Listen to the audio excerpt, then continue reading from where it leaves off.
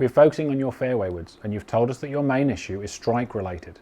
And more specifically, it's an inconsistency of strike across the face between heel and toe.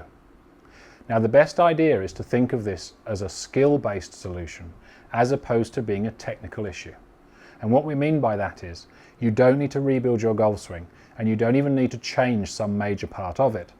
This is more a case of working on a specific skill, and by improving the skill you improve the strike of the face. And that skill is controlling how far away from you the club is when it arrives at impact. So if we take a slightly closer look at that, setting up to a golf ball with the ball in the middle of the face, if I was to hit it out of the heel, I would have to move this club away from me to be able to do that. If I was to hit it out of the toe, I would have to move the club closer to me.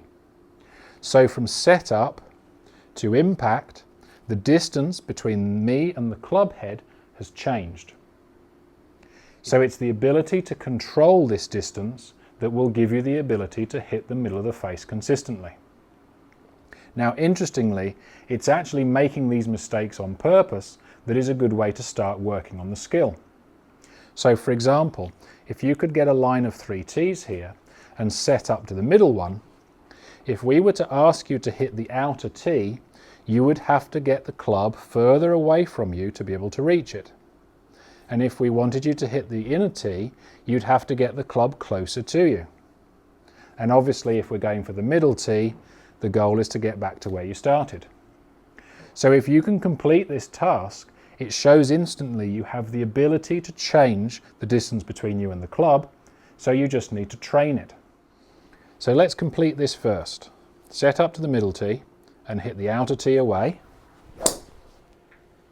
And then without changing your setup or your swing, set up to the middle tee and hit the inner tee away. Now ultimately we want to set up to that middle tee and hit that. So again, that drill shows you have the ability to do it, you just need to train it and improve it. Obviously when we're practicing, we would like to hit the middle of the face repeatedly.